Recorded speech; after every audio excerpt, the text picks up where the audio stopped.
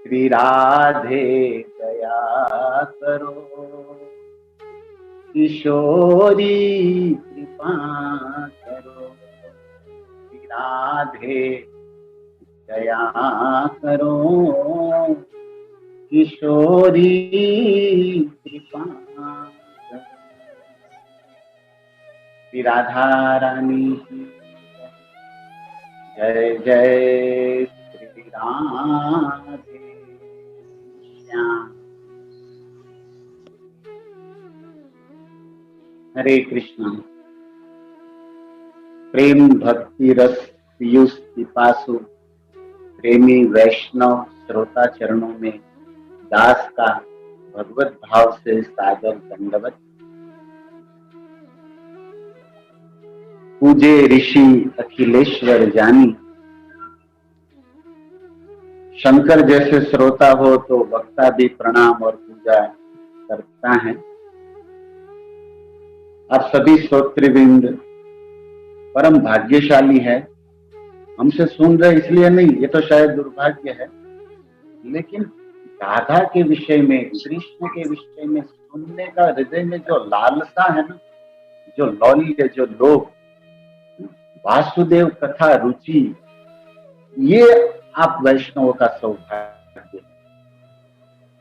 और हम सब प्रचार भी करते हैं, वक्ता भी सेवा है, हमारा वक्ता भी सेवा है, श्रोता बनना भी सेवा है।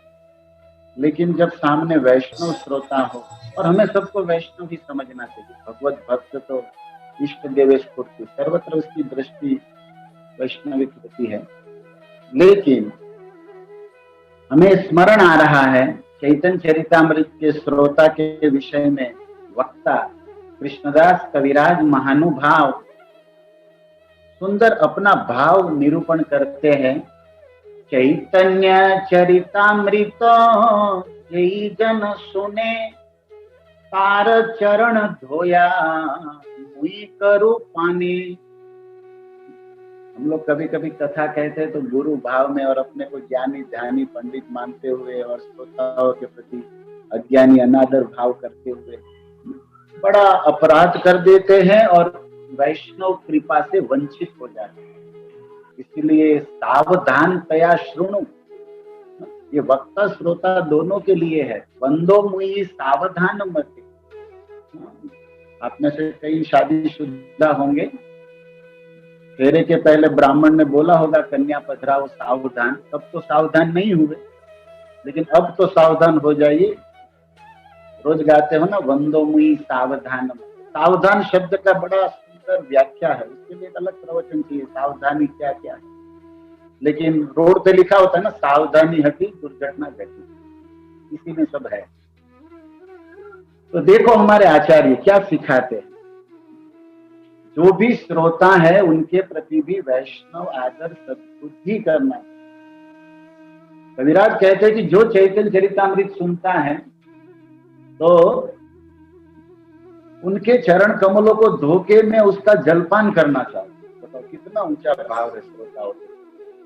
तो हम भी अपने आप को भाग्यशाली मानते हैं। राधा तत्व स्वरूप आराधना लीला का विचार विमर्श करने का अवसर दिया और उसमें निश्चित हमारा ही लाभ है। तो प्रारंभ करने हम जा रहे हैं प्रसंग को। उसके पूर्व पप्पा मार से खाना चर्चा। हाँ, देखो सावधान नहीं रहे तो यमराज के डंडे पड़ेंगे, यमराज मारेंगे। पप्पा तो मारे कि नहीं मारे पता नहीं, इसका भी माइक ऑन है वो जरा ऑफ कर दे अपना। वीडियो चालू रखे लेकिन आपका जो साउंड है उसको क्या करना पड़ेगा, म्यूट करना पड़ेगा। म्यूट दूंगा तो मूंगा, तो इसको ऑफ करने का प्रयास करिए। थोड़ा कष्ट होगा आपको, लेकिन आपके कारण और किसी को कष्ट न हो, यही हमारी वैष्णवता है। तो भक्तों, हमारा संबंध जो है वो प्रकृति के या अपने कर्म के अनुसार जड़ता से हो गया है। हमारे गुजराती में बहुत सरस कहते हैं कि जड़ता में હોય ને એને પ્રભુ જડતા નહીં। જેનામાં જડતા હોય, જડતા, એને પ્રભુ જડતા નથી. तो जड़ मतलब मैटर, ये भौतिक वस्तु, ये भौतिक प्रकृति त्रिगुणात्मक, इससे हमारा योग हो गया है, इससे हमारा संबंध है नहीं, लेकिन मायावश दुर्भाग्य से हमने उससे हमारा संबंध प्रस्थापित किया है या मान लिया है, और इसलिए प्रकृति और संबंध गाढ़ कर दिया। तो हम सब ईश्वर के अंश है, ईश्वर अंश, जीव अविनाशी, ममेव अंश, उस सच्चिदानंद स्वरूप तत्व के हम अंश है। तो हमारा नित्य संबंध उसी श्याम सुंदर, उसी परम सत्व से, ये तो आप सब जानते हो प्रवचन। तो हम सब नाय भूत्व भवितावान भूय जो नित्य शाश्वतो यम पुराणों, यह हमारा स्वरूप है आत्मा का, और आत्मा चिन्मय है, अप्राकृत है, लेकिन अब कर्म, प्रारब्ध, दुर्भाग्य, माया, जो भी कहो, उसके कारण हमारा संबंध जड़ से हो गया, मैटर, जो संबंध अनित्य है। दूसरा, वो संबंध दुखदाई है, क्षणिक है प्लस दुखदाई, और भवबंधन में गिराने। इसलिए हम सावधान सत्संग में होना चाहिए हमें, ताकि देखो, एक तो हम भूत है, भूत मतलब जो है, कब से है वो पता नहीं, लेकिन है। भूतकाल, पास्ट टेंस कहते हैं ना। गीता में भी भगवान ने कहा ना, ईश्वर सर्वभूतानां विदिश्य अर्जुन। तो एक तो हम भूत है, आत्मा, और उस भूत को पंच महाभूत ने पकड़ा,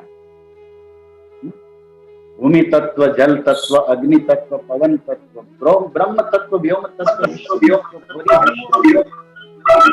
के रसिकों की वाणी स्मरण आती है।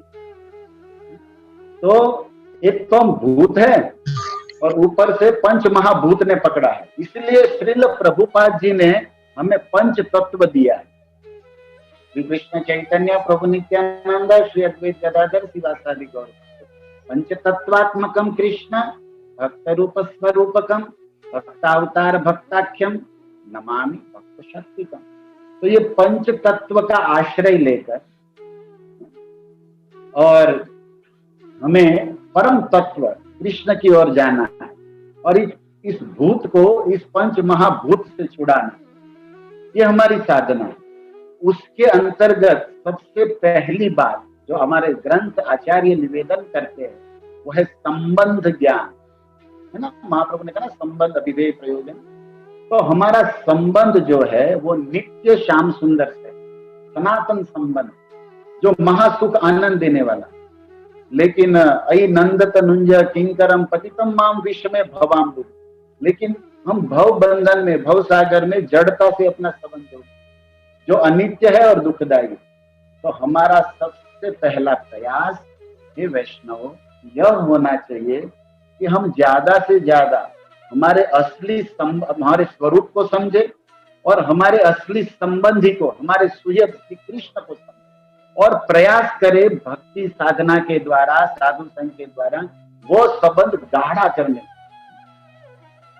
उसके जो हमारी ग्रंथि पड़ गई है ना, तयो मिठो हृदय ग्रंथि आहु, ऋषभदेव ने जो कहा, ये ग्रंथ भागवत इसलिए रचा गया, विद्यते हृदय ग्रंथि, ये अज्ञान की गांठ, ये जड़ता की गांठ, ये मिथ्या संबंधों की और मिथ्या स्वामित्व की जो ये भावना करके हम बैठे हैं, जो आसक्ति हमारे भव बंधन का, आत्मा का भव बंधन का मूल कारण है, उससे छूटने के लिए हम साधना करते, शास्त्र गुरु साधु निर्देश आदेश में, लेकिन साथ साथ हमारा अपना प्रयास होना चाहिए। मरी मरी साधना नहीं करनी बाय फोर्स। गुजराती में ने पराणे पराणे, बोला તમે મેગી સોસ ખાતા હો ને, ટમેટાનો સોસ, તો સોસની બોટલ જોઈ હશે બધા, કાચની આવે, હવે તો ખબર નહીં, તમે તો ખાધી, તો એ કાચની બોટલને સોસને ઊંધો નાખીએ ને, પછી પડે નહીં, તેની પર બે ત્રણ ધબ્બા મારો ને ત્યારે એકાદ ટીપું પડે, વળી પાછું બીજું, એમ અમુક ધબ્બા ભક્ત છે કાચની બોટલ, એને કોઈક બે ત્રણ ધક્કા મારે સંડે યા એકાદ પ્લાસ્ટિક થોડા આગળ ચાલે, वही पासा जाम। ये जड़ता है, इसीलिए सावधान किया जा रहा है। हम लोग भाग्यशाली हैं, श्रील प्रभुपाद और गुरु वैष्णव कृपा से हमारा संबंध ज्ञान हमें हुआ कि हमारा संबंध श्री श्याम सुंदर।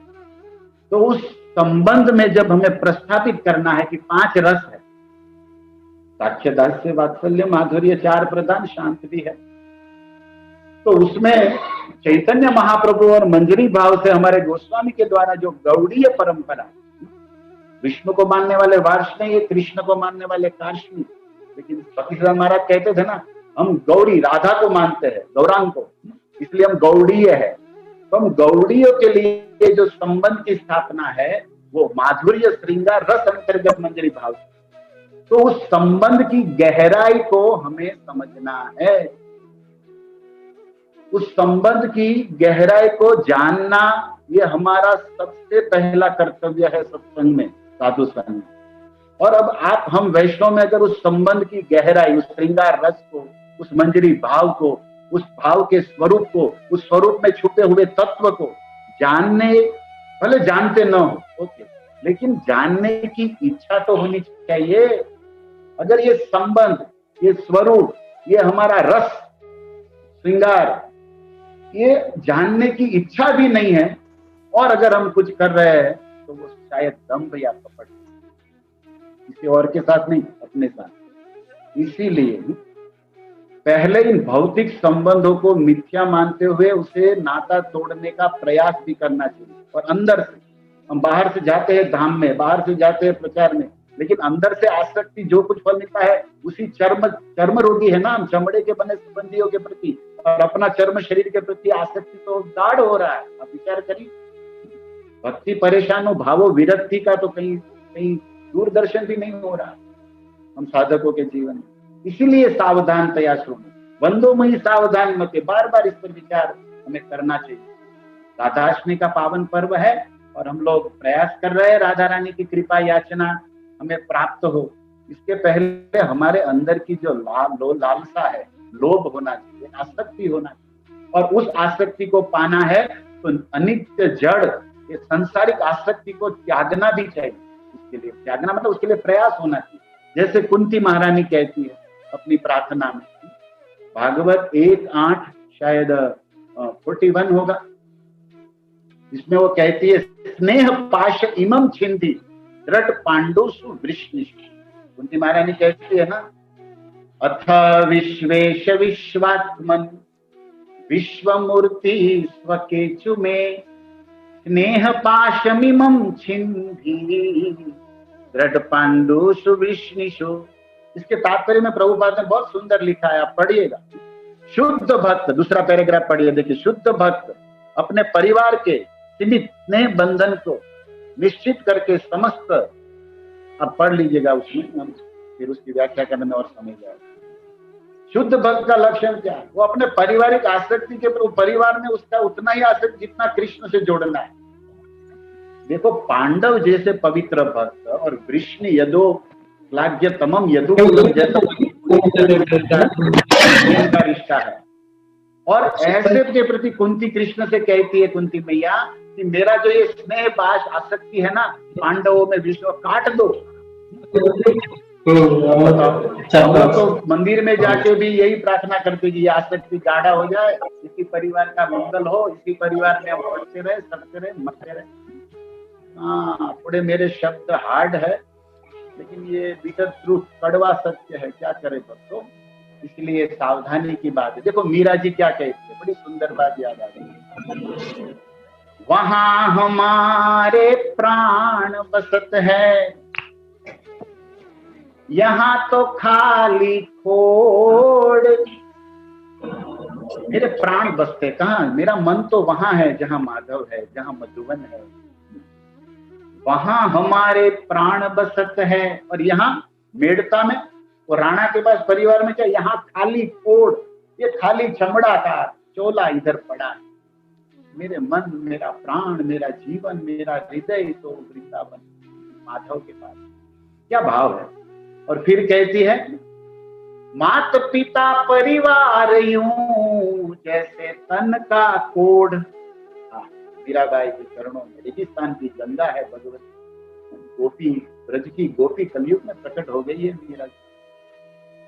वहां हमारे प्राण बसत है, यहाँ तो खाली कोढ़। और ये मात पिता परिवार जैसे तन का कोढ़, कोढ़ होता है ना शरीर में, रोग, तो बड़ा दुख देता है, सुंदरता को भी नष्ट करता है और ऊपर से शरीर में त्वचा में दाहकता पैदा करता है और शरीर को खा जाता है। कोढ़ कई प्रकार के होते हैं, आप सब जानते हैं। भागवत में भिक्षु जी एकादश अध्याय में लोभ को कोढ़ कहा गया है। वैष्णव के जीवन में भौतिक आसक्ति जो लोभ है ना, काम तो लोभ, उसको कोढ़ की उपमा दी है। कोढ़ सुंदरता को नष्ट करता है। ऐसे ही वैष्णव के जीवन में लोभ होगा ना संसार के प्रति, वो सबसे बड़ा दुर्गुण कोढ़ की तरह माना गया है। बहुत सुंदर बातें हैं भागवत जी, स्मरण आ जाती है। खैर वो तो विषय नहीं है, लेकिन यहाँ पर हम चर्चा का जो है, तो भक्तों मीरा जी को याद किया, कुंती जी को याद किया। हम निवेदन कर रहे हैं कि संबंध कृष्ण और कृष्ण भक्तों से। हमारे गुजरात के नरसिंह मेहता भी स्मरण में आ गए। हरिना भगतो हमारे सदा ने संबंध, टूटी ग्रंथि छूटी मारी माया निबंध। तभी तो माया बंधन ग्रंथि ये जाए कि उसे हमें स्मरण में आ जाए कि हरि और हरि के भक्त। भजबे को दो सुधर नर भक्तमान, के हरिदास। भजन करने लायक, शरण लेने लायक इस संसार में दो है, एक हरि और दूसरे हरि के प्यारे भक्त रूप गोस्वामी के साधु, प्रभुपाद, वैष्णव, गुरु, ये सब हमारे वास्तव में संबंधी है। बाकी तब तो गोस्वामी जी ने लिखा ना रामायण, आप सब जानते, दास तो स्मरण करा रहा है बस, और आपकी कृपा से हमें स्मरण हो रहा है। यही मेरा धन सौभाग्य है, भगवत वाक्यों का स्मरण, भगवत भक्तों के भावों का स्मरण, भगवान की लीला स्वरूप तत्व का स्मरण। स्मरण ही तो संपत्ति है। अंतिम सांस तक स्मरण चलता रहे, बेड़ा पार हो जाए हम भक्तों। गोस्वामी कहते हैं कि हेतु रहित जग हित उपकारी, तुम तुम्हारा सेवक असुरारी। हेतु स्वार्थ के बिना कोई उपकार करने वाला है तो केवल राम और उनके भक्त। बाकी तो स्वार्थ लागी करई सब प्रीति, देव नर मुनि सबकी यह रीति। सबकी तो यही रीति है कि स्वार्थ से प्रेम होता। इसीलिए हमारे गौड़ीय वैष्णव ने हम पर बड़ा अनुग्रह। देखो भक्ति रसायन सिंधु में दुर्गम संजीवनी टीका मैं आपके सामने रखता हूँ।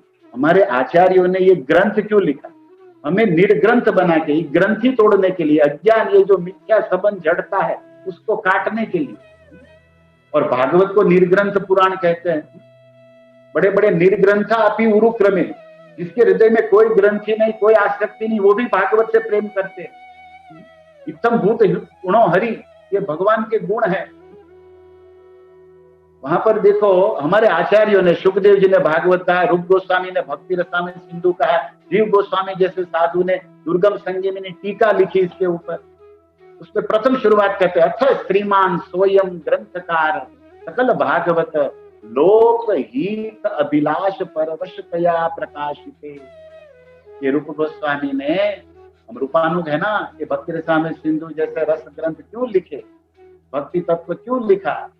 क्योंकि सकल भागवत सभी वैष्णव जन है जो लोक में उसके हित अभिलाषित, उसका परम हित की अभिलाषा से ये प्रकाश किया गया। भवद्भि लोक मंगलम, जैसे भागवत जी की शुरुआत में आया, ये कथा, ये तत्व, ये लीला सबका हित करेगी, परम मंगल करेगी, अर्थात परम प्रेम भक्ति रस तक में पहुंचा देगी। तो हमारे आचार्यों ने ये प्रयास किया है। इसीलिए हमें चाहिए, हम संप्रदाय किसके लिए? साधकों के लिए। साधक किसे कहते हैं? जो अपने लक्ष्य को पाने के लिए मचल रहा, उसके लिए प्रयास कर रहा है, उसके लिए कुछ भी त्यागना पड़े वो तैयार होता है, और कुछ भी करना पड़े उसके लिए भी तैयार होता है। यत्न आग्रह बिना भक्ति प्रेरणा जन। इसीलिए आज के सत्र की शुरुआत में हम साधकों को संबंध के विषय में, राधा रानी का संबंध कृष्ण से, श्रृंगार माधुर्य महाभाव, मदनाख्य महाभाव, समर्था रति, ये सब ऊंची ऊंची बातें हमारे आचार्यों ने लिखी है। हम लोगों की तो वहां मति भी नहीं जाती, गति क्या कहीं जाएगी। लेकिन वो पाने की चाह तो अंदर में हो जाए। दास का प्रयास इतना ही है कि वो चाहने की, वो वहां जाने की चाह हो जाए, वो पाने की हृदय में लालसा आ जाए। इंजन चालू हो गया, फिर गति तो गोविंद कराएगा। प्रयास तो हमारा होना चाहिए, कृपा उनकी होगी। हरे कृष्णा कृष्णा कृष्णा हरे हरे, हरे राम राम राम हरे। तो हम राधा रानी के भाव तत्वों की कुछ चर्चा करें। उसके पहले हम राधा दासी की कुछ बात कर रहे थे प्रवचन की शुरुआत में, और प्रवचन के अंत में कल के सत्र में हमने कहा था पर किया रस, और उसमें 3 विभाग, कन्या, विवाहिता और परोढ़ा, तो उसी को अब प्रारंभ करने जा रहे हैं। लेकिन आज तक हमने ये सुना होगा, आप लोगों ने भी सुना होगा कि हे कृष्ण, हे राधे, मुझे कृष्ण की सेवा में लगा, है ना। महामंत्र का भी तो यही भाव है, आप लोगों ने सुना पड़ा होगा, और बहुत सुंदर भाव है। हरे कृष्णा कृष्ण कृष्ण हरे हरे, हरे राम राम राम हरे हरे। इसका भाव आपने सुना है, हमारे आचार्यों ने कहा है कि भाई हे राधे, हमें ठाकुर जी की, आपके प्राण प्रियतम कृष्ण की सेवा में लगाओ। राधे जय जय माधव जय, ये वाला भाव ये भजन रूप गोस्वामी के द्वारा लिखा गया है, राधे जय जय माधव। ओके, तो अच्छा बात है, अच्छा भाव है। लेकिन जब आप निकुंज में हमारे गोस्वामी, यही रूप सनातन, यही रघुनाथ, जब प्रार्थना करते हैं ना, तो ये नहीं करते हैं कि हे कृष्ण, हे राधे, हमें कृष्ण की सेवा में लगा। वहां क्या प्रार्थना करते? वाह, ये भी एक रस है। हम कृष्ण के दास है, ये स्वरूप पता चला, तत्व पता चला, लेकिन बाद में कुछ और पता चलता है जब हम गहराई में जाते हैं। हमें गहराई में जाना है, और ये रस का चस्का लग गया ना, तो वैकुंठ भी फीका है। तेरे रस का लगा चस्का जिसको, लगे वैकुंठ फीका सा उसको। उसके लिए तो वैकुंठ भी फीका है। डूब कर कोई बाहर न आया, इसमें भंवरे है साहिल नहीं है। लाखों महफिल जहां में है यूं तो, तेरी महफिल सी महफिल नहीं है। क्या प्यारा पद है। एक बार ये ब्रज के रस का चस्का लग गया ना, तो वैकुंठ भी फीका है उसके साथ। क्योंकि और ये प्रेम रस का चस्का, ये प्रेम का भक्ति रसामृत सिंधु ऐसा है कि इसमें भंवरे है बलफुल, जो आपको अंदर ले जाएगी। उसमें किनारा है ही नहीं। ये प्राकृतिक समुद्र हम बाहर देखते हैं, वहां किनारे पे जाते हैं, पुरी में जाते हैं, जुहू बीच में जाते हैं, कहीं ना कहीं तो किनारा है, तट है। लेकिन ये प्रेम भक्ति भागवत रसार्णव ऐसा है कि जिसमें तट ही नहीं है। क्या साहित्य की बातें हैं, देखो कितनी प्यारी। इसलिए तो ब्रज के रसिक ललित किशोरी ने भी कहा ना कि युगल इश्क में लाखों का घर लुटते देखा। युगल के इस राधा कृष्ण के प्रेम में, युगल इश्क में लाखों का घर लुटते देखा। जो डूबा प्रेम के दरिया में, उससे बाहर नहीं निकलते। खुशरो दरिया प्रेम का उल्टी जिसकी धार। तो ये युगल प्रेम का ऐसा दरिया है कि उसका लाखों लोग घर लुटा गए हैं। यदनुचरित विप्र पीयूष, जैसे भ्रमर गीत में है, पक्षीवत दशा हो जाती है, सब कुछ त्याग देता है और भागता रहता है कृष्ण कथा के पीछे। कृष्ण कृष्ण बोली भाई तब पाछे पाछे।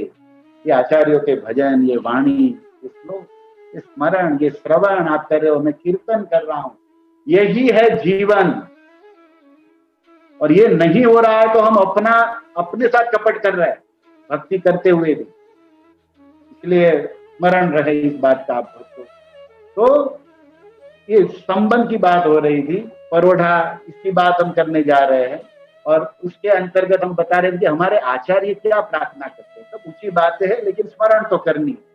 किसी भक्त को दुख लगता हो कि ये सब बातें कि हम अधिकारी नहीं, सुनना नहीं चाहिए, बोलना नहीं चाहिए, वो कृपा करके निकल जाए इसमें, में स्वतंत्र है। लेकिन कुछ शाह बनाना चाहता है, भले योग्य नहीं है, पक्का नहीं है, लेकिन अधिकारी नहीं है, ये मत बोलिए। अधिकार अभी नहीं है, लेकिन अधिकार प्राप्त कर सकते हैं। हम कृष्ण के अंश हैं, और कृष्ण भी चाहते हैं कि हम उसके धाम में जाए। और हमारे आचार्य भी इसीलिए पृथ्वी पर आए कि हम इस रस को जाने, इस रस के लिए साधना करें, इस रस को पाने की लौट के हम चाह करें। कृष्ण रस भाविता पत्नी दीयताम कुतोपि लभ्यते, उसके लिए कुछ भी त्यागना पड़े तो त्यागे।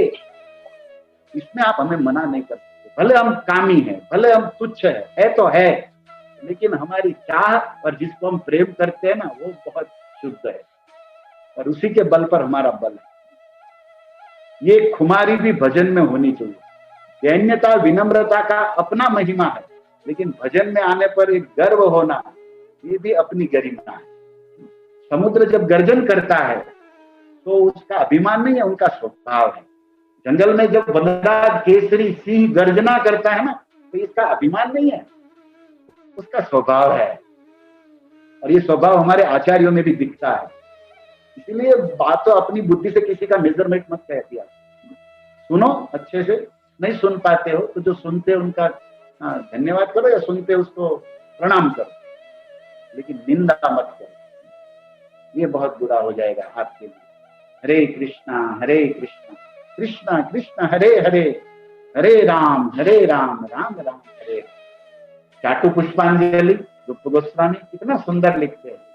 वो राधा रानी से कहते हैं कि तुम्हारे श्याम सुंदर को मेरा चाकर बना दो। आप मानोगे नहीं, कभी सुना नहीं होगा आज तक की हिस्ट्री में ये रूप गोस्वामी का बात। जो रूप मंजरी है, जो युगल की सेवा में नित्य रहती है, युगल सेवा में भी राधा रानी की सेवा ही जिनका प्रदान।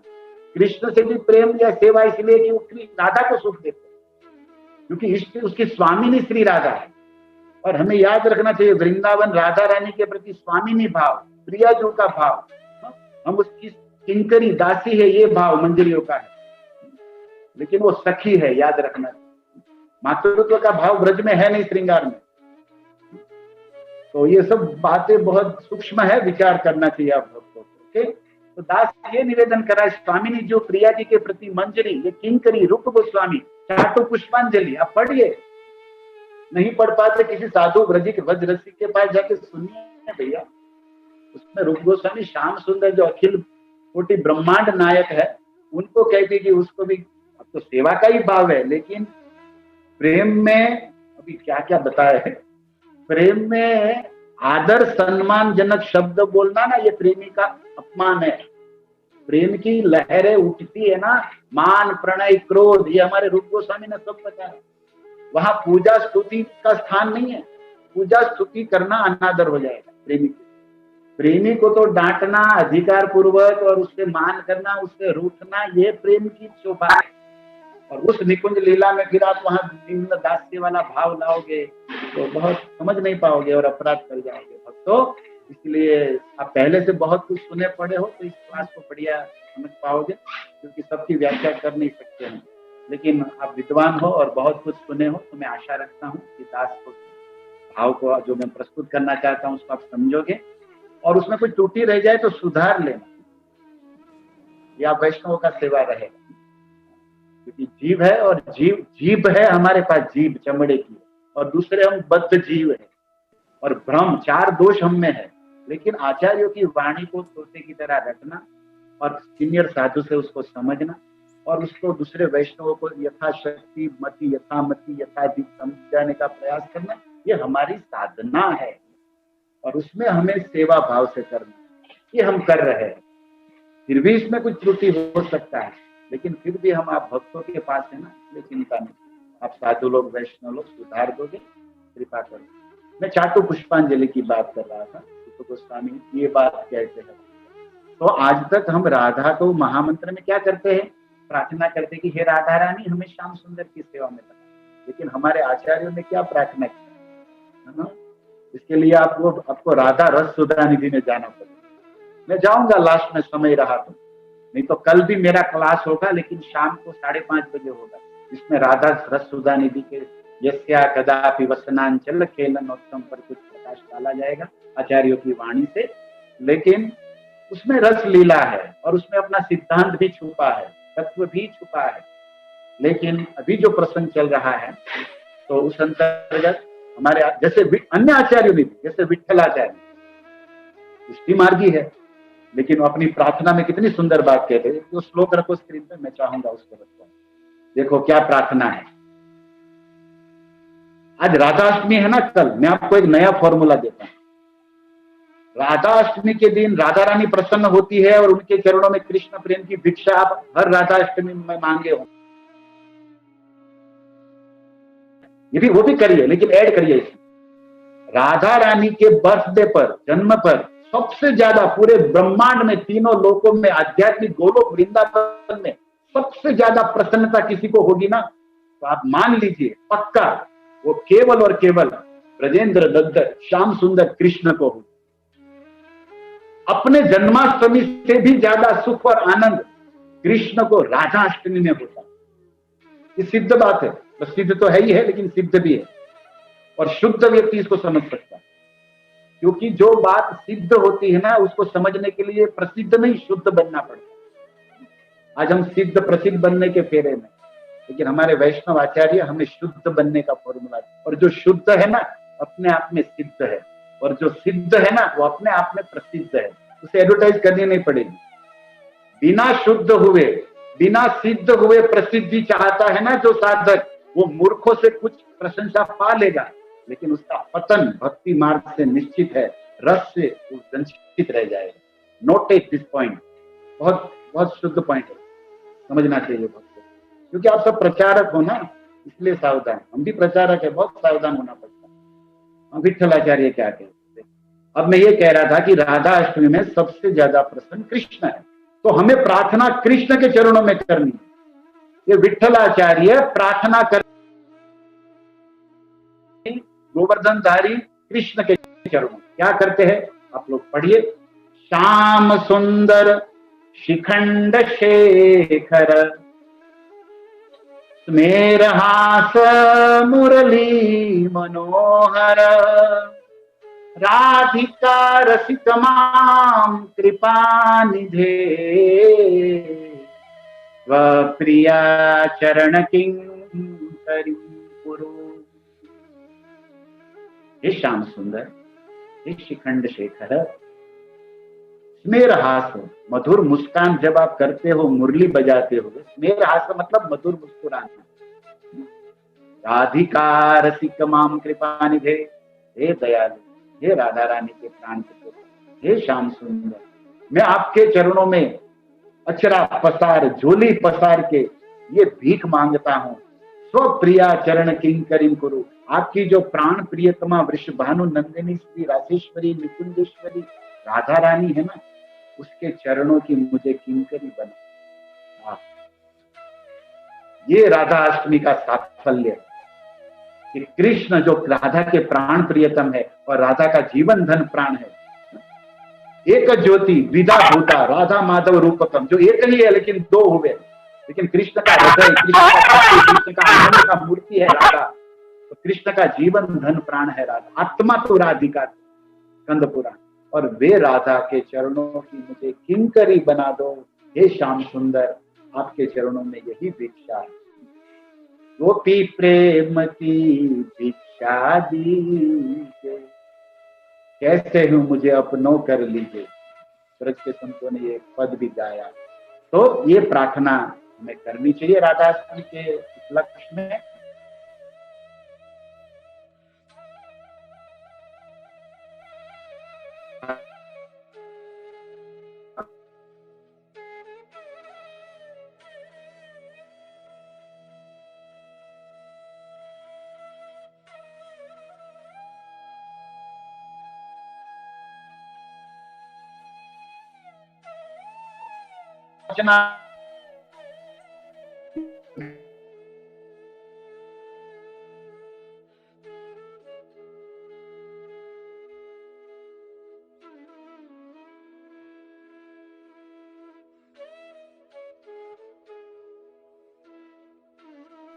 श्रृंगार माधुर्य रस का, फिर कुंज हो, निकुंज हो या निवृत्त निकुंज, और निवृत्त निकुंज में रस माधुर्य मदानाख्य महाभाव या इसका परकिया का पराकाष्ठा हो जाता है।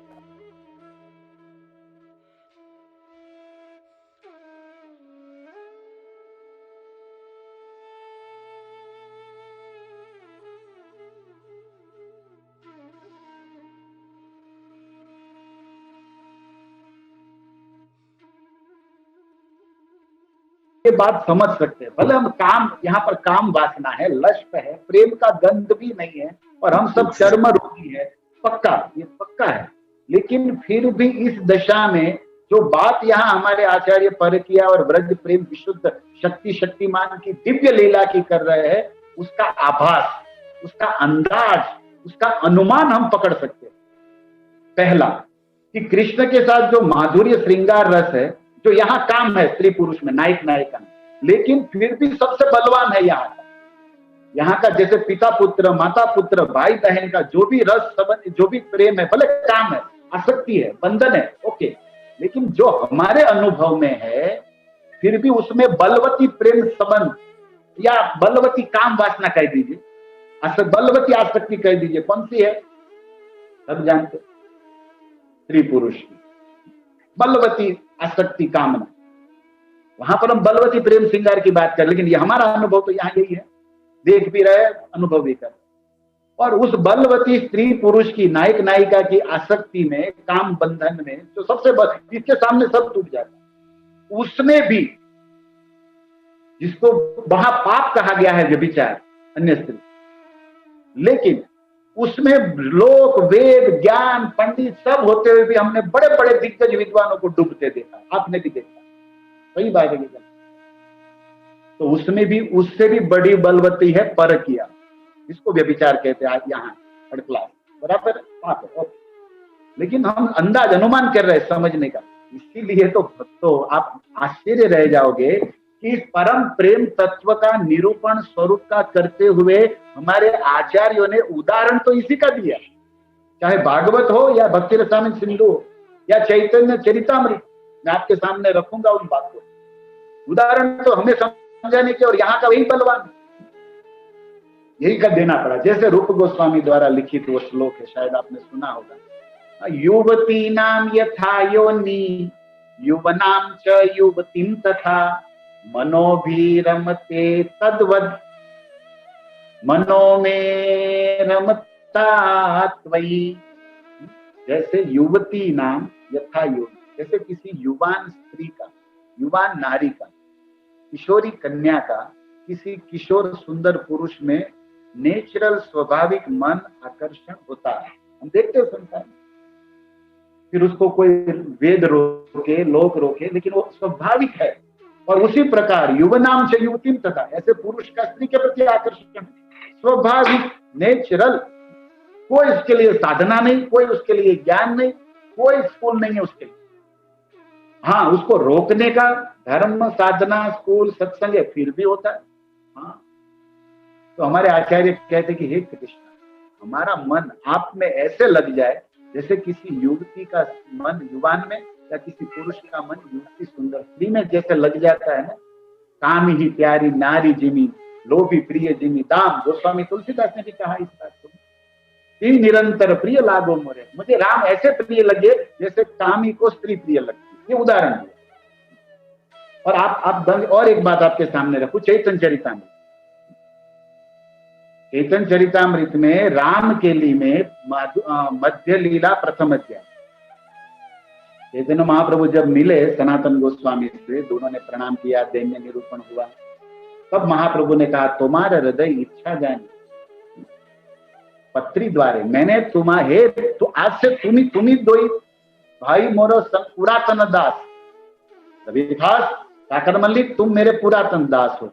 और आज वही दीक्षा दे दिया महाप्रभु, तुम्हारा नाम रूप सनातन। और उसके बाद महाप्रभु ने कहा तुम्हारे हृदय इच्छा जानी पत्री द्वारे तुमा शिखाई पे श्लोक पठाई ल तुम्हारे, मैंने तुम लोगों का प्रेम, तुम लोग का आसक्ति, तुम लोग का भक्ति समर्पण जान लिया था। क्योंकि रूप सनातन उस नवाब हुसैन साहब बंगाल की नौकरी लिखते रहते, प्रभु नंद छुड़ाओ हमसे, हमें आपकी शरण में लो, हमें प्रेम भक्ति रस पाना है, तो पत्र लिखते रहते। तो महाप्रभु उसके उत्तर में पत्र देते, जैसे प्रभुपाद अपने शिष्यों के साथ पत्र व्यवहार करते ना, कितने हजार पत्र पढ़े, लेकिन फिर भी हम लोग न्यूज़पेपर पढ़ते रहते, प्रभुपाद का पत्र नहीं पढ़ते। अगर प्रभुपाद का पत्र पढ़ लोगे ना तो भी वो कृष्ण रुक्मणी का प्रेम पत्र जितना ज्ञान हो जाए, कृष्ण लेने आ जाएंगे, लेकिन पढ़े तब ना हम लोग, क्या करें हमारी दुर्दशा। तब चैतन्य महाप्रभु ने कहा कि मैंने तुमको एक श्लोक लिखा था। रूप गोस्वामी ने कहा हाँ प्रभु, श्लोक पत्र भी पढ़ा है, वो श्लोक भी याद है। कौन सा श्लोक था? ये श्लोक था, पर व्यसन ग्रापी गृह कर्म चैतन्य चरितामृत मध्य लीला पहला अध्याय 211 नंबर श्लोक, जो चैतन्य महाप्रभु ने स्वयं अपने हस्तकमल से स्वयं रचा हुआ, अपने प्रिय पार्षद राम के लिए में नवाब हुसैन की नौकरी करते हुए जिनका मन चैतन्य चरण में या कृष्ण प्रेम भक्ति के लिए लालायित था, उनको लिखा। क्या लिखा? पर व्यसनी नारी व्यग्रापि गृह कर्मशु तदेवास्वादयन्त्य नवसंगरसायनम। तुम वहां रहो, मेरा भजन स्मरण करो। कैसे? बोले कोई परिणीता स्त्री अपने दिल में, हृदय में जिसको चाहती है, ऐसे पुरुष के प्रति उनका आकर्षण हो। परकिया, यही बात। परकिया में जो परोढ़ा है उसका व्याख्या करते हुए रूप गोस्वामी ने उज्ज्वल नीलमणि में यही लिखा, one who have a second husband, जिसको दूसरा पति है, जो जार कहते हैं, जार या औपपत्य कुल स्त्री, औपपति, उपपति या जार, या उसका हृदय से माना हुआ प्रिय। देखो कुछ रिश्ते खून से बनते, कुछ रिश्ते वेदों के मंत्रों से बनते, लेकिन कुछ रिश्ते ऐसे जो दिल में अंदर बनते है। दुनिया में दिखा चाहिए, आध्यात्मिक जगह तो भौतिक जगह तो फर्क बहुत है, उसका फर्क भी हम समझाएंगे, लेकिन बात तो उठानी पड़ेगी भूमि से। पहुंचेंगे आसमान में भक्ति के, लेकिन हम जहां हैं वहीं से। तो इसलिए आचार्य ने भी यही कहा, वो क्या करती है, अपना गृह काज, पति सेवा, पुत्र सेवा, सासू सेवा सब बढ़िया से करती। क्यों? लेकिन उसके हृदय में नव नव रस आनंद किसके प्रति होता है? जिससे वो चाहती है, दिल उससे मिलने देखने का मन है, और उसके लिए वो ये काम भी बढ़िया से करती है। किसी को पता तो चैतन्य महाप्रभु कहते हैं, मैं ये श्लोक देखने के पीछे क्या भाव था? यही भाव था कि जैसे वो नारी मन में अपने पति का, अपने प्रियतम का चिंतन करती है, उससे मिलना चाहे, उनकी सेवा का, सुख विलास का भी प्रयास करती है, और इसके लिए यहाँ डिस्टर्ब न, उसके लिए सावधान भी रहती, और उसको नित्य नया नया रस हृदय में अनुभव होता है। भौतिक संसार का काम है, लेकिन बात तो अनुभव की है। और संसार में किसी से प्रेम नहीं किया ना, वो ठाकुर जी से भी प्रेम नहीं कर पाए, क्योंकि उसको, उससे प्रेम किया, उसको केवल डाइवर्ट करना बाकी। बाकी केवल प्रेम रसिक हृदय बिना जो तप जब करता रहेगा ना, वो नीरस हो जाएगा, वो फिर वो क्रोधी हो जाएगा। हमने देखा है कई बड़े बड़े साधु में, इतने श्लोक याद है, लेकिन फिर भी फालतू क्रोध करते रहते हैं और निंदा भी करते रहते हैं और बात करते हैं भजन की। अरे जिसको कृष्ण प्रेम का बिंदु भी छू गया ना, उसे दूसरे वैष्णवों का दोष निंदा दिखता ही नहीं है। बहाना मत बनाओ सुधारने के, तुम अपने को सुधार लो, दुनिया सुधरी हुई है, ठेका नहीं ले रखा हमने सबको सुधारना। हमें अपने को सुधारना है, हमारा दर्शन ही दूसरे को सुधार देगा। थोड़ा धीरज तो रखो, लेकिन कौन समझाए। विधि जड़ तपोधन, ये परंपरा से शायद दोष आया, जो गोपियों ने कहा, रस शून्य तार मन, ना ही जाने योग्य रस ज्ञान। गोपी गीत की व्याख्या करते हुए महाप्रभु ने कहा, ओके हमारा प्रवचन थोड़ा ऊंचा रहेगा, आप लोग ऊंचे मन से सुनिएगा, तभी समझ पाएंगे, नहीं तो दोषारोपण और निंदा में समय निकल जाएगा। गया भी है और भी यही जाएगा। कुछ आगे बढ़ना है तो बी पॉजिटिव, अच्छी बातों को और आगे प्रगति हो उस पर ही विचार करो। छोड़ते जाओ जो बुरा है, जो निंदा है, जो गलत है, जो अज्ञान है, तभी प्रगति होगा। मोदी नीति अपनाओ, दुनिया वाले जो भी बोलते रहे, मोदी जी अपने आगे बढ़ रहे हैं।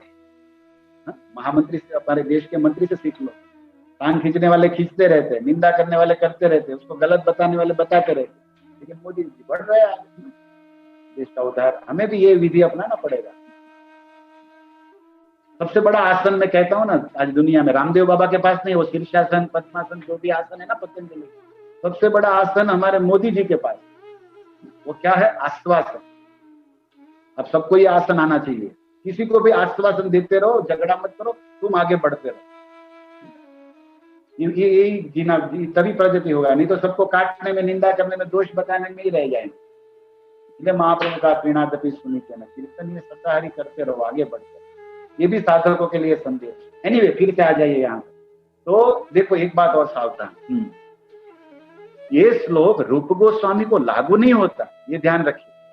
जैसे चैतन्य महाप्रभु ने रघुनाथ दास को कहा, मरकट वैराग्य ना करो, लोग दिखाइए, यथा योग्य विषय भूंजे या ना सकते, घर पे रहो, अनासक्त रहो, बंदर की तरह वैराग्य मत करो। इस श्लोक ये बात महाप्रभु ने डायरेक्ट रघुनाथ दास से कही थी, आपको पता होना चाहिए। फिर भी वो आपको समझना चाहिए कि ये बात रघुनाथ को कही, लेकिन रघुनाथ के लिए नहीं है, हमारे लिए, साधकों के लिए। ऐसे ये श्लोक महाप्रभु ने रूप गोस्वामी को कहा, लेकिन रूप गोस्वामी के लिए नहीं है, तो हमारे लिए। क्यों? क्योंकि जिस भक्त का एकांतिक भाव, निष्ठा, पूर्ण समर्पण अपने इष्ट कृष्ण के प्रति है, और भक्ति में जिनकी निष्ठा, रुचि, आसक्ति, भाव, प्रेम तक पहुंच गया है, ऐसे साधु के लिए तो रोकने पर भी उसका मन कृष्ण में अभिनिवेश रहता है, उसकी अंतर्वृत्ति चित्तवृत्ति श्याम सुंदर में पूर्ण रूप से समाहित रहती है। और संत सदैव हृदयेषु विलोकयन्ति, और ऐसे संत तो नित्य भगवत लीला में खोए रहते। ऐसे साधु को ये उपदेश की क्या जरूरत है? बिल्कुल जरूरत नहीं है। तो फिर ये उपदेश परव्यसनी नारी जैसे वहां घर में रहते रहते अपने प्रियतम का स्मरण करती है, ये किसके लिए है? हम जैसे लोगों को। हमारी क्या दशा है कि जिनका मन भक्ति प्रेम में कुछ कुछ लगा है 50% समझ, और संसार में भी आसक्ति भोगेच्छा बनी पड़ी। हाँ, इसलिए हम लोग संसार में रहते तो भक्ति को बात करते, भक्ति में रहते तो संसार में सोचते रहते। हम लोग की दशा तो देखो क्या है हम लोगों के लिए, कि तुम बात करते हो भक्ति की, पाना चाहते हो भक्ति, लेकिन आसक्ति संसार का छोड़ना तो चाहते नहीं। उसी में पद चाहिए, उसी में तुमको पूजा चाहिए, उसी में ग्रुप, उसमें तुम्हारी प्रसिद्धि चाहिए, उसमें तो कर रहे हो सब, और बात करते हो भक्ति की। अगर भक्ति की बात करते तो शुद्ध साधु का आश्रय ही नहीं छोड़ते। अगर भक्ति की बात, प्रीति तद बस्ती तले, धाम ही नहीं छोड़ते हम लोग, सेवा ही नहीं छोड़ते, अपने गुरु और साधु वैष्णव सब कुछ छोड़ दिया हमने। धाम छोड़ दिया, गुरु वैष्णव का सेवा छोड़ दिया, शुद्ध भक्तों का सत्संग सेवा सब छोड़ दिया, और अपनी प्रसिद्धि के लिए चल रहे। तो बात तो भैया समझ लो, अब आप अपने हृदय के खुद साक्षी, अंदर क्या चल रहा है। दुनिया आपको जो भी माने, प्रभु जी गुरु जी जो भी माने, हम क्या है ये हमें पता है, और हमारे अंदर बैठा है उस शाम को पता है। वहां तुम्हारी हमारी कपट चलेगी। तो हम लोगों को अपनी वैधानिक स्थिति पता होनी चाहिए कि हम किस दलदल में। अगर ये पता है तो ये श्लोक हमारे लिए क्या है कि जिसकी आसक्ति इसमें है। देखो, जिनकी आसक्ति पूर्ण कृष्ण में, रूप गोस्वामी के लिए क्या कहना आपके लिए, उसके लिए हम कोट कर सकते हैं भागवत का श्लोक, मैंने लिखा है आपके लिए।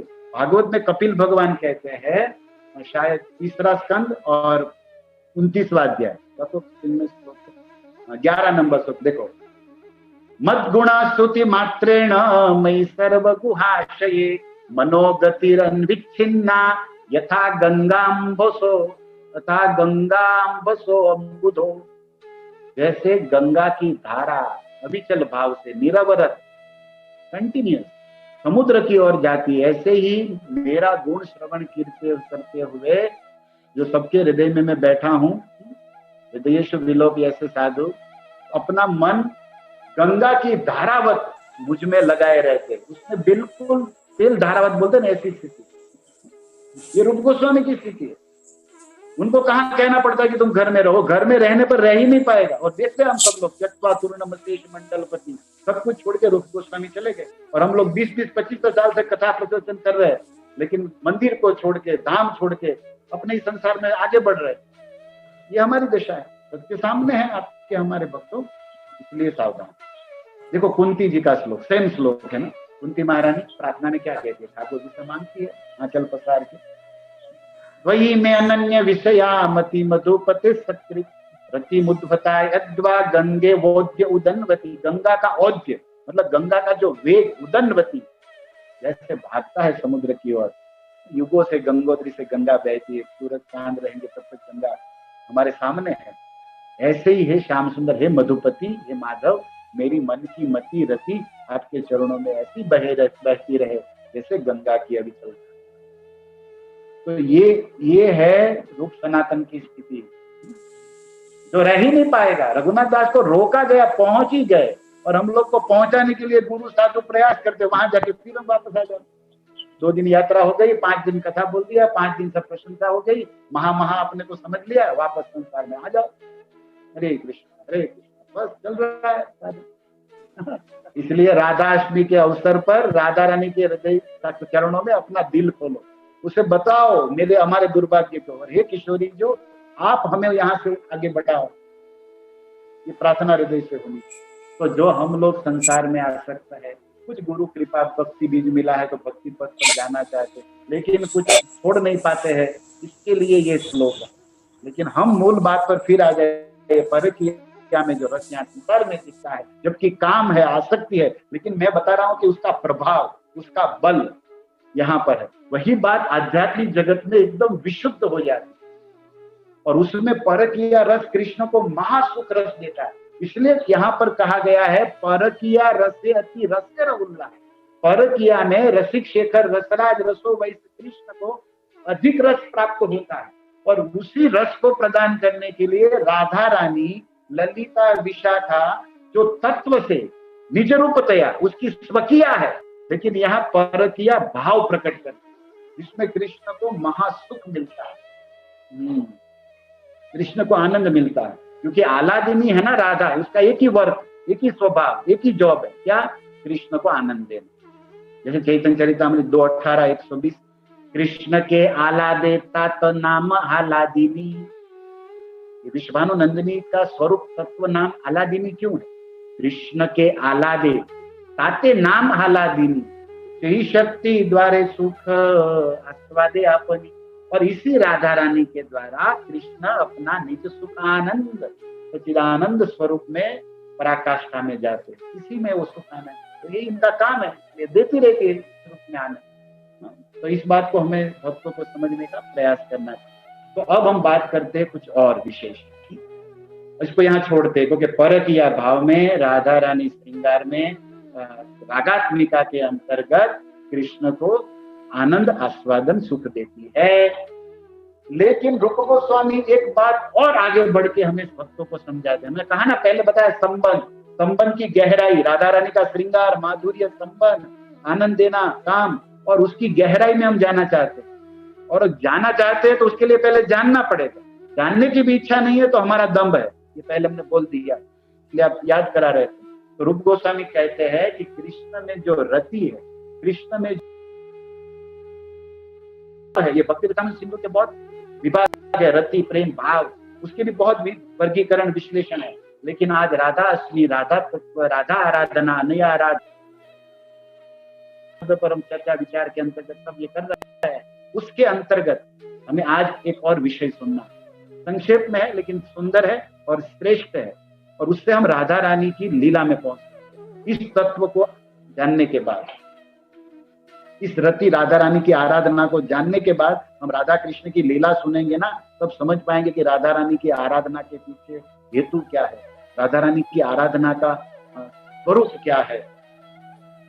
और इसी स्वरूप सुख के लिए कृष्ण राधा भाव हृदय लेकर गौरांग करें। कैछन राधा प्रेम, कैछन मोर मधुरिमा, 3 कारण है ना, और कैछन भावे भोर, ये 3 जानने के लिए तो राधा भाव द्वितीय सुवलितम नवमी गौर स्वरूपम बने हैं। और राधा प्रेम की तो बात ही बात अलग कुछ है, लेकिन हम तो स्वरूप तत्व का ही विचार करते रहे। देखो गीता में वर्णन है, आप सब ने सुना है, प्रवचन में दिया भी होगा, 7वां अध्याय 2रा श्लोक होगा शायद, वो क्या है, तो कहते ना, जो मुझे मनुष्याणाम सहस्त्रेषु, हजारों मनुष्यों में कोई एक प्रयास करता है, और कश्चित यतति सिद्धे यतता नाम अपि सिद्धा नाम, और ऐसे हजारों सिद्धों में कश्चित माम देती तत्व तक, कोई एक व्यक्ति मुझे तत्व से जानता है।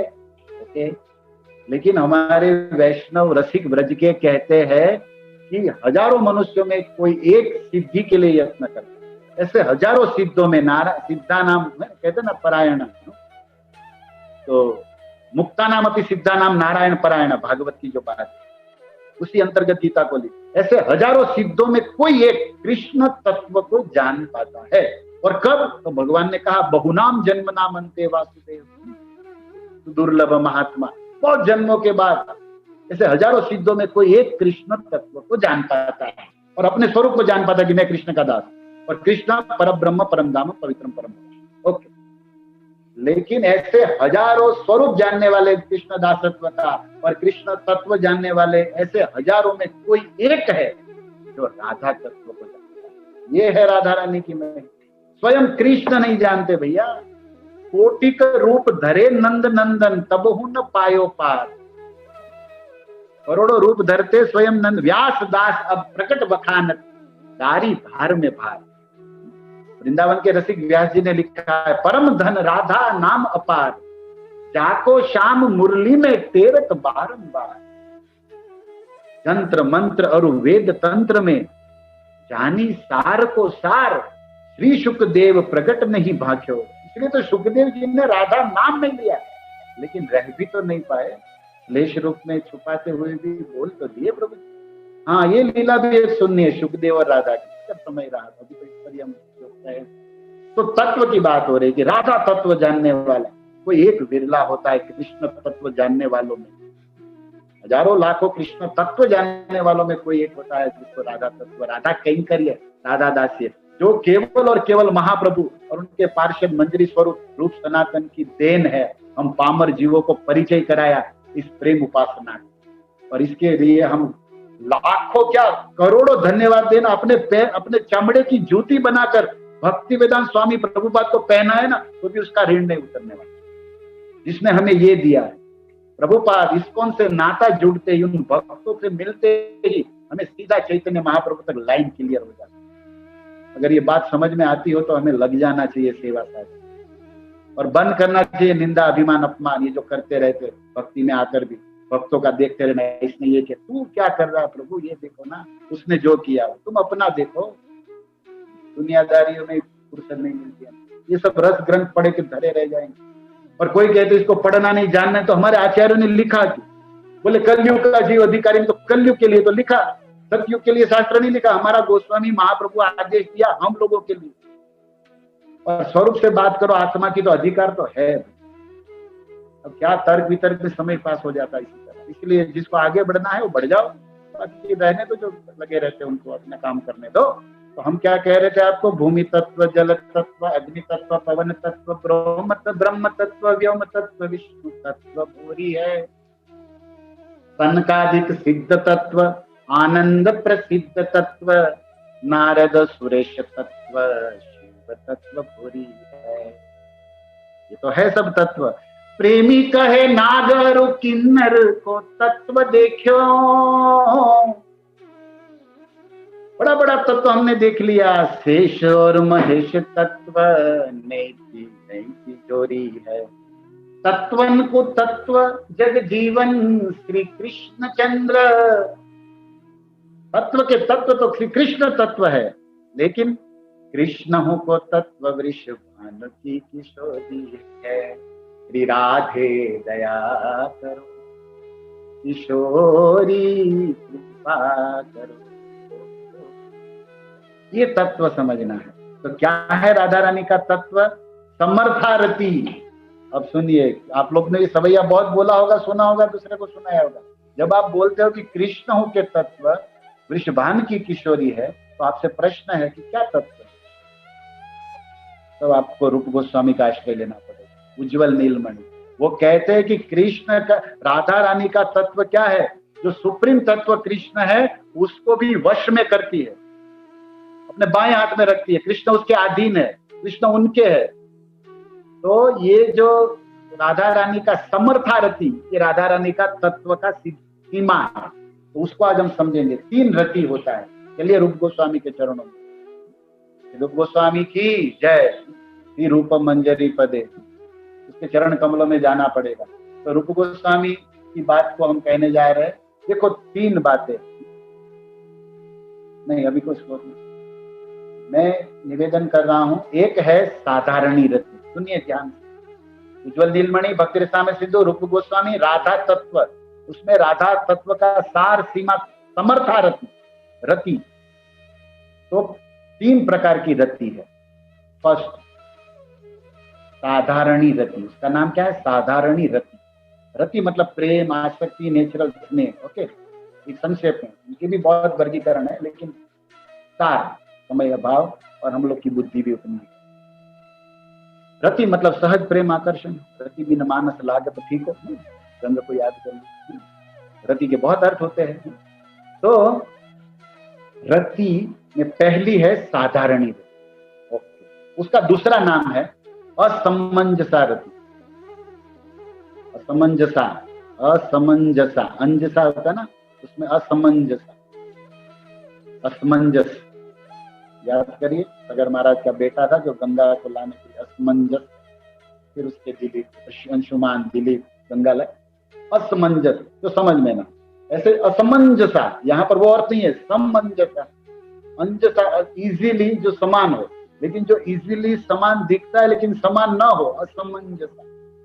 असमंजसा, बोलिए असमंजसा। मुझे सुनना नहीं है, माइक नहीं खोलना, आप जहां बैठे वहां बोलिए। असमंजसा रति। असम के ऊपर बिंदु लगाइए, जसा, असमंजसा। स के ऊपर बिंदु लगाए तो मैं नहीं लिखना पड़ेगा। स के ऊपर बिंदु, समंजसा, असमंजसा, और उसका दूसरा नाम है साधारणी। आप कहोगे प्रभु जी छोटी सी बात को इतना क्यों रिपीट कर रहे हैं? अरे भाई आप लोग को याद रह जाए, यही हमारा काम, हृदयस्थ हो जाए। साधारण हम लोग हैं तो साधारण से सिखाना।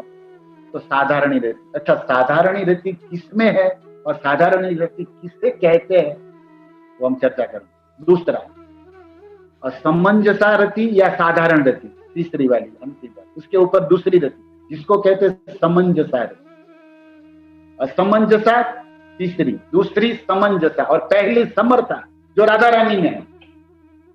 तो पहले से लेते समर्था रति, दूसरी समंजसा रति, तीसरी असमंजसा रति। समर्था रति, बोलिए समर्था रति। घर में बैठे पति पत्नी या दो उसको सुनाइए दूसरे को। समर्था रति, समर्था रति। दूसरा समंजसा रति, समंजसा, सर के ऊपर बिंदु करिए, जसा, समंजसा। तीसरा असमंजसा, असमंजस मतलब साधारणी रति, उसका दूसरा नाम है साधारण। ओके, अब उसको किसे कहते हैं साधारण?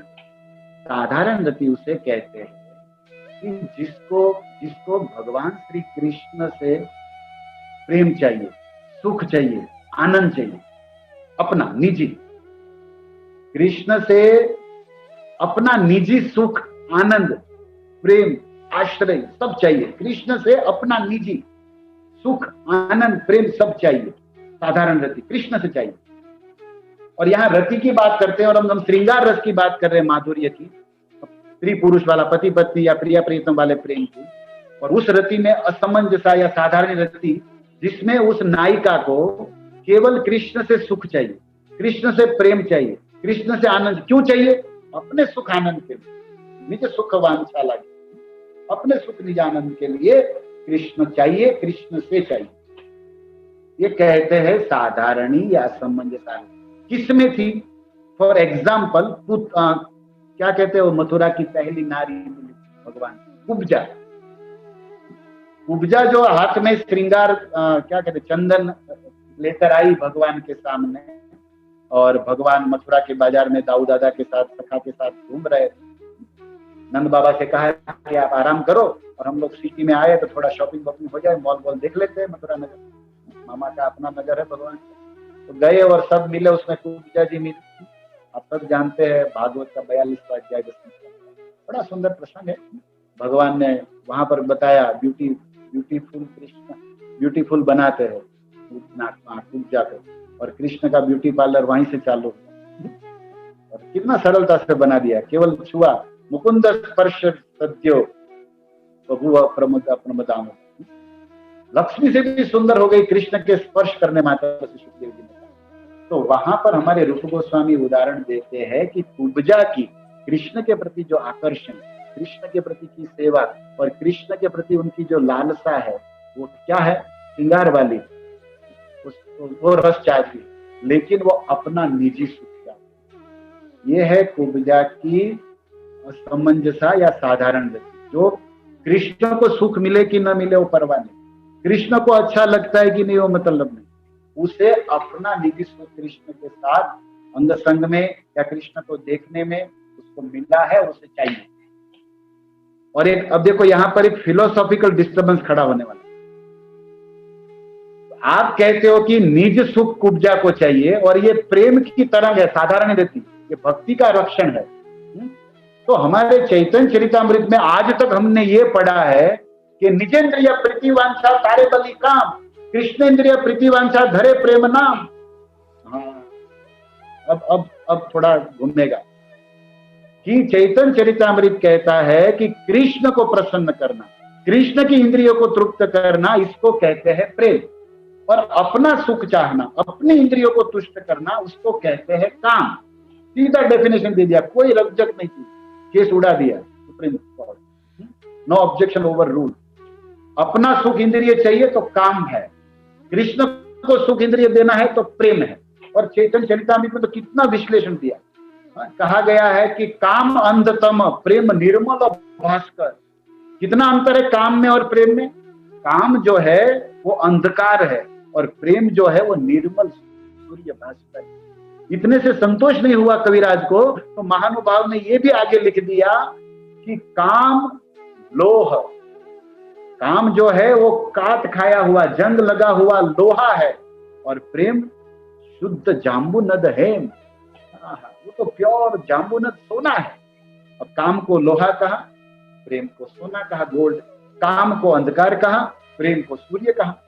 और कह दिया कि कृष्ण को प्रसन्न करना काम है, अपने को संतुष्ट करना, कृष्ण को प्रसन्न करना प्रेम है, इंद्रियों को, अपने को इंद्रिय प्रेम करना, अपने सुख चाहना काम है।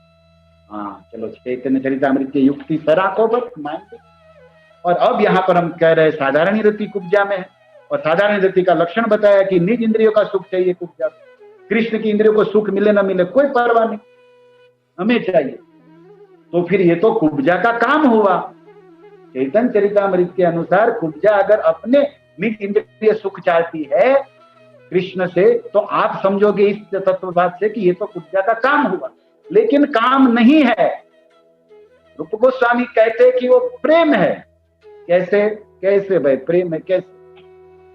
क्या करोगे? प्रसाद खाने के बाद समझोगे कि पहले समझोगे? कैसे प्रेम है? ये है हमारा गौड़ी आचार्यों का निधि धन, जहां हमें पहुंचना है। ये सब हमारे ग्रंथों की बात मैं कर रहा हूं, कहीं और के नहीं।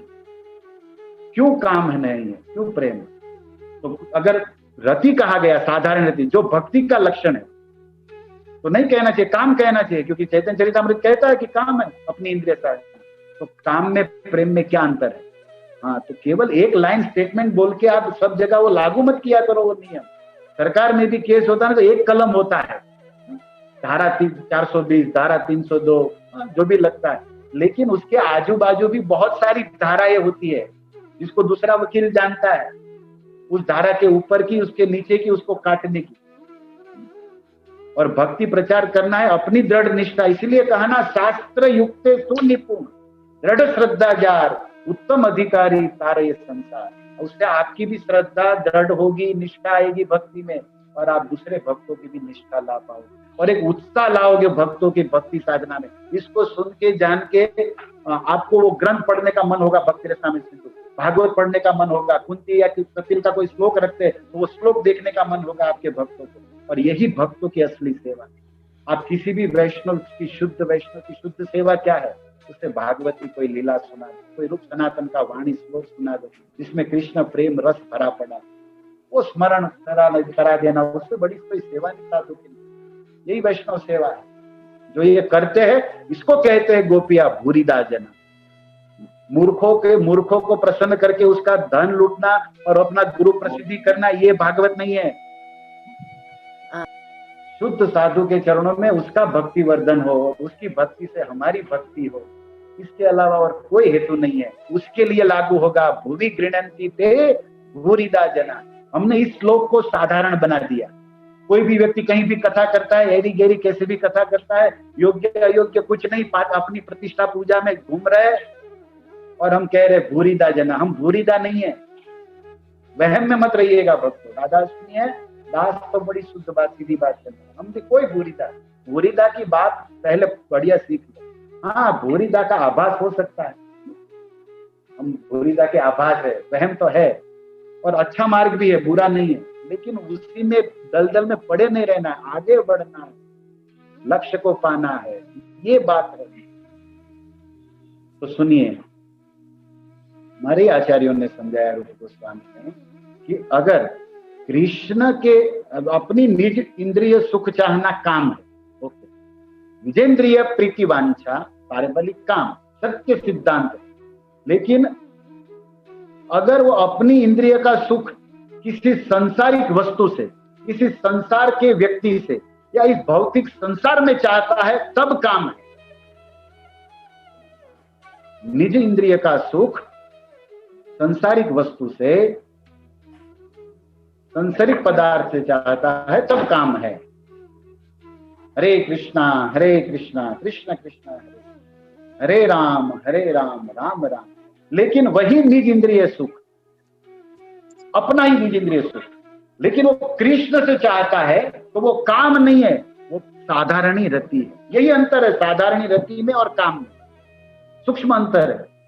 हम निज इंद्रिय सुख चाहे, लेकिन संसार से चाहे, संसारिक व्यक्ति से चाहे, संसारिक वस्तु से चाहे, सब काम है। लेकिन वही अपनी इंद्रियों का सुख हम कृष्ण से चाहे, किसी भी है, ये न केन प्रकारेण मन कृष्ण निवेश गोप्य कामात। नारद जी ने कह दिया ना, कृष्ण, क्योंकि कृष्ण सच्चिदानंद है, विशुद्ध है, स्वरूप है, और उनसे कुछ भी चाहते हैं तो वो हमारा स्वरूपगत हो जाता है। भले अभी ढका हुआ है लेकिन वो स्वरूपगत है। तो कृष्ण, कुब्जा चाहती है निज इंद्रियों का सुख, लेकिन किससे? मथुरा के किसी और पुरुष से नहीं, वो चाहती है कृष्ण से। और कृष्ण वस्तु शक्ति काम करता है ना। अरे अग्नि में फायर विभाग का अध्यक्ष स्पर्श करे, चाहे बच्चा, अग्नि सबको जलाएगा, वस्तु शक्ति है। दूध को आप पानी समझ के पियो तो भी वो अपना गुण दिखाएगा। तो कृष्ण कोटि ब्रह्मांड तारक है, अवतारावली बीज, हतारी गति दायक जिसके लिए लिखा गया है, वे ठाकुर जी है सच्चिदानंद स्वरूप। और वो कृष्ण से सुख चाहती है, भले निज इंद्रिय सुख चाहती है, फिर भी वो काम नहीं है, काम जैसा दिखता है। लेकिन रूप गोस्वामी ने उसको साधारणी रति में रखा। और रूप गोस्वामी ने ये मार्क किया कि ये साधारणी रति पाना भी बहुत जन्मों के बाद मिलता, हाँ, सामान्य नहीं है। इसीलिए भक्ति में कर्म मार्ग, इसको हमारे आचार्यों ने एक नाम दिया है, आरोप सिद्धा भक्ति। भक्ति का इसमें आरोप है, ये भी एक अलग चैप्टर है, आरोप सिद्धा भी, और भक्ति के कई वर्णन है। लेकिन चलो, आपके कान में शब्द गया आरोप सिद्धा, किसी विद्वान साधु से पूछेगा कि आरोप सिद्धा भक्ति या उसके मिली जुली आरोप कौन सी भक्ति है, तो समझिए इसमें भक्ति का आरोप दिखता है, क्योंकि वो कृष्ण से चाहते हैं। तो इसको कहते हैं साधारणी रति। उपजा चाहती है, भले सुख नहीं जाना, लेकिन और किसी से? कृष्ण। और इसलिए उसको इसने सेवा भी कृष्ण की चंदन लगाया, तो इसलिए वो साधारणी रति। क्या साधारणी रति है? क्योंकि कृष्ण का उसमें इंटरफियर है, कृष्ण भगवत वस्तु या भगवान का। उसके लिए आपको कोटेशन में, पर्याय में वो श्लोक चिंतन करना पड़ेगा। निर्बंध कृष्ण संबंधे युक्त वैराग्य उच्यते, यहाँ कनेक्शन होगा इसका, कि कृष्ण से उसका संबंध है तो वो वैराग्य में युक्त हो जाएगा। फल्गु वैराग्य में मत पड़े रहना भाई। तो उसका व्याख्या करने पर बहुत सारे एंगल खुलेंगे। ओके, जस्ट याद आया, बताया। अब ये समझ गए आप साधारणी रति, आप समझ गए कुब्जा में है। साधारण रति किसे कहते हैं? कि अपना सुख चाहते हैं लेकिन कृष्ण से चाहते हैं। अब आगे बढ़ते, दूसरी है समंजसा रति। साधारणी असमंजसा से ऊपर है समंजसा रति। समंजसा रति किसे कहते हैं?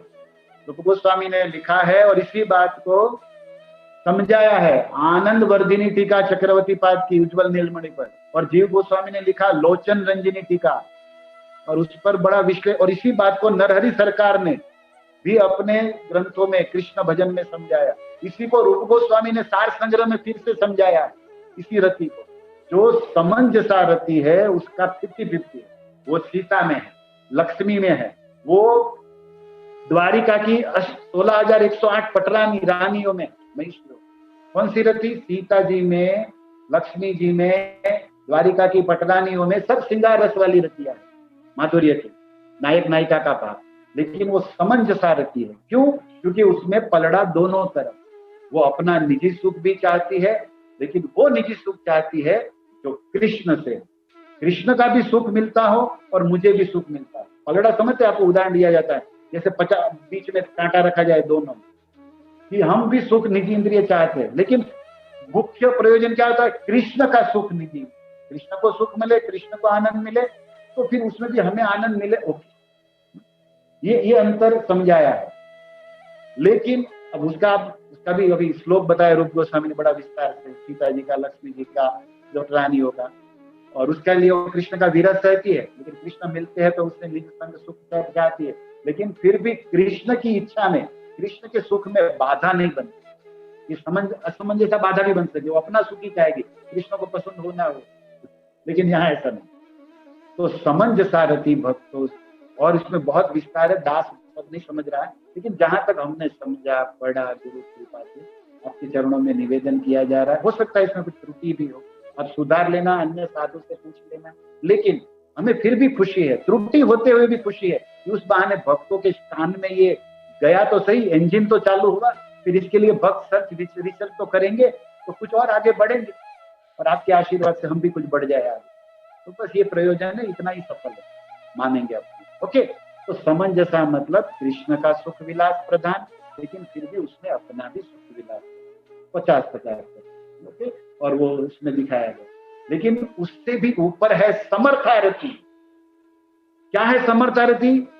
स्व सुख वांछा का गंध भी नहीं है जिसमें, और केवल कृष्ण का सुख तात्पर्य, केवल कृष्ण को सुख आनंद देना एकमात्र तात्पर्य एवं है, और वो केवल ब्रज की गोपियों में, और गोपियों में भी प्रधान सर्व गोपेशु सा एका गुणेर वरीयसी, जो सभी गुणों में श्रेष्ठ है, गोविंद आनंदिनी राधा, जो गोविंद को भी आनंद देती है वो राधा। और इसका प्रमाण, इसीलिए तो इसी गोपी भाव, इसी राधा प्रेम उपासना के लिए स्वयं वैकुंठेश्वरी लक्ष्मी कृष्ण लीला में तब करते करते कृष्ण लीला अप्रकट हो गई, नित्य तो प्रकट है वृंदावन में, लेकिन फिर भी लक्ष्मी जी आज तक तब करती है।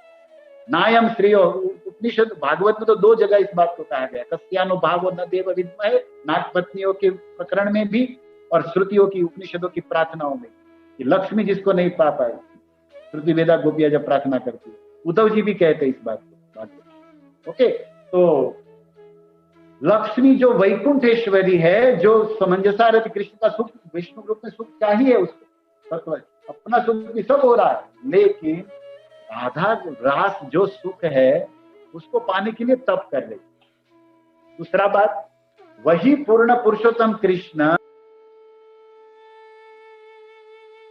ललित, क्या कहते हैं, रुक्मणी सत्यभामा आदि जो पटरानियां हैं, उनके बाहुपाश में होते हैं, उनके साथ रति सुख में जब होते हैं, उसके बावजूद भी किंचित अगर राधा रानी का स्मरण हो गया तो वही मूर्छित होकर गिर जाते, वही आंखों में से आंसू निकल जाते, वही पटरानियों का वही श्रृंगार, वही सुख उन्हें तुच्छ लगता है, फीका लगता है, और पूर्ण रूप से वृंदावन और राधा के स्मरण में ठाकुर जी बह जाते।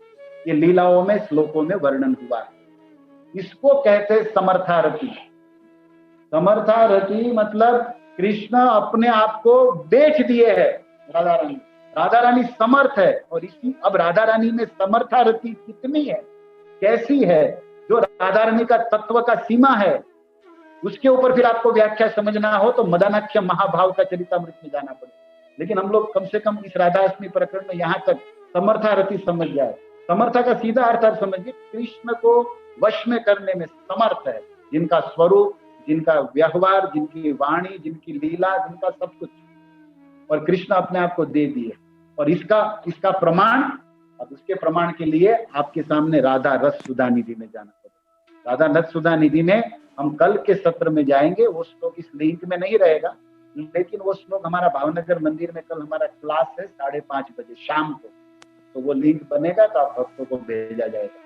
लेकिन आज हम छू देते उस प्रसंग को, एक श्लोक को, कल जो उस यस्या कदापि वचना उसकी व्याख्या करेंगे, कुछ लीला की अलग बात है, लेकिन यहाँ पर समर्थारति राधा में है, और ये राधा रानी की आराधना है कि कृष्ण का सुख तात्पर्य है, वह सुख की गंध भी नहीं है, और इसीलिए कृष्ण को पूरा वश में रखती है, और कृष्ण सब रस सुख इसी राधा से प्राप्त करते हैं जितना किसी से नहीं प्राप्त करते, और उसी राधा का स्मरण मात्र हो जाए, इस राधा रानी का पूर्ण दर्शन नहीं, केवल एक झांकी मिल जाए, झांकी समझते हैं, कोने से कहीं हल्का सा दर्शन, आधा अधूरा, और उतना मिलते ही राधा रस सुधा निधि 39 नंबर श्लोक प्रबोधानंद सरस्वती कहते हैं, वेणो करान्निपतितम स्खलित शिखंड भ्रष्ट च पीतवसना व्रजराज सूनो यस्या कटाक्ष सरघात् विमूर्छितस्य तं राधिका परिचरामि कदा रसेन। सुधानिधिकार कितनी सुंदर बात कहते हैं, वे रब जब कृष्ण राधा का स्मरण करते हैं और उन्हें देखते हैं एक झांकी, तो वेणु करान्निपतितम, उसके हाथ से बंसी गिर जाती है, संभ्रम हो जाता है। खलितम शिखंड, माथे पे रखा हुआ जो मयूर पाखा है ना, बरहा वतंस, वो भी गिर जाता है। बरहा पीडम नटवर बबू गिर जाता है। भ्रष्ट पीत वसनो, जो अपने अंग से आलिंगन किया हुआ वो जो पीतांबर है पीत वसनम, वो भी भूमि पर गिर जाता है। किसका? व्रजराज सुनो, ब्रजेंद्र नंदन, ब्रजराज जो नंद महाराज है उनके बेटे का। कैसे होता है ऐसा? जब राधा रानी अपने तिरछी चितवन से श्याम सुंदर को देखती है ना, और नैनों के तीर कटाक्ष रूप में जब जाते हैं, यस्य कटाक्ष सरघात विमूर्छित, चलो भाई वेणु गिर जाए, चलो भाई पीतांबर तुम्हारा गिर जाए, चलो तुम्हारा तुम्हारा शिखंडी मतलब मयूर पाखा गिर जाए, उतने से संभल जाए तो भी हम तुमको पुरुष कहेंगे, महापुरुष कहेंगे, आदि पुरुष कहेंगे ब्रह्मा जी की तरह, लेकिन तुम तो वहां से भी गए भैया ठाकुर जी। कैसे? बोले खुद ही गिर गए।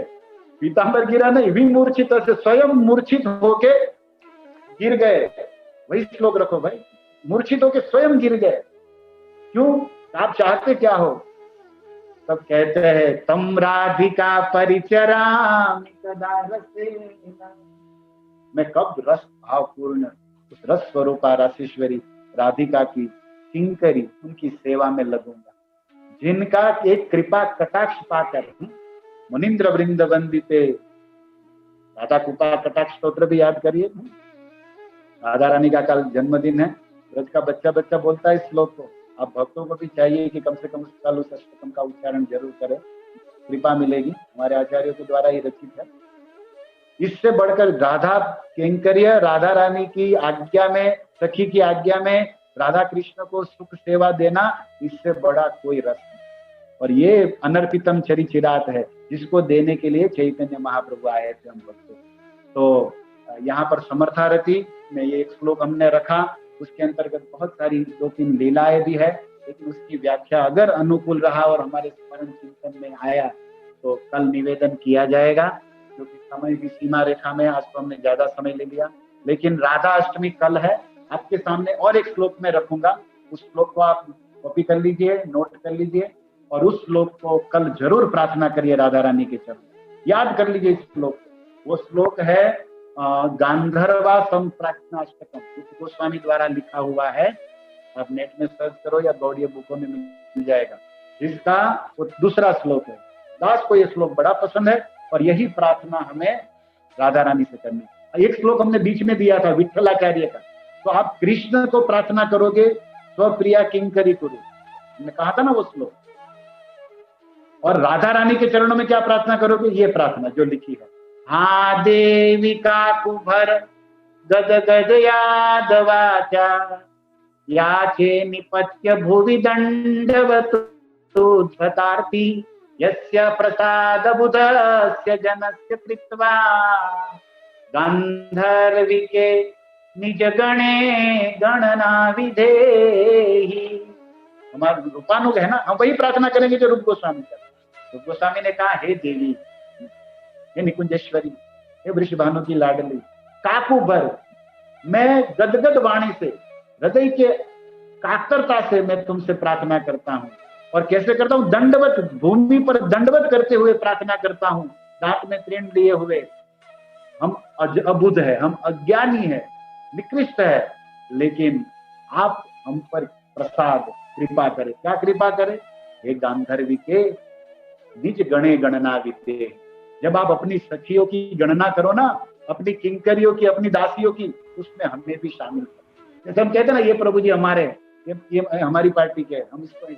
जब राधा रानी अपना ग्रुप बनाएगी, जब राधिका इस तरफ, विशाखा इस तरफ, रूप मंजरी इस तरफ, उसमें हम दासियों को भी गिन लो, हमको भी कह दो कि तुम, आप हमारे। हे गांधर्वी के, आपकी जो सखिया है, किंकरिया है, निज गणे, आपके जो गण है, उसमें हमारी भी गणना कर लो, अर्थात हमें भी अपनी किंकरी, अपनी दासी सेवा में रख लो। ये प्रार्थना रूप जी करते हैं। और कृष्ण के चरणों में तो जो प्रार्थना की हमने बीच में रखी। तो हम राधा अष्टमी के पावन पर्व पर राधा रानी जो हम श्लोक लिए थे, 3 दिन हमने ये सत्र दिया कि अनयाराधितो नूनम, तो राधा रानी की रागात्मिका, राधा रानी की परकिया, राधा रानी का आज जो चर्चा किया समर्थारती, जहां तक हमने सुना, पढ़ा, बुद्धि और टाइम स्मरण ठाकुर जी ने कराया, गुरु कृपा उतना किया। ये शुरुआत है, अंत नहीं है। बहुत कुछ है।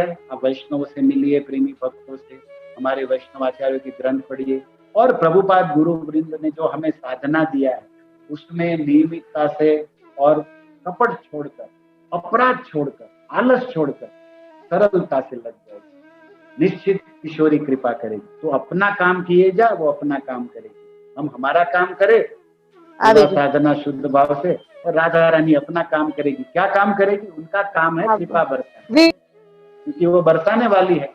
कृष्ण तरसाने वाले, कृष्ण तरसाने वाले हैं, लेकिन राधा रानी बरसाने वाली।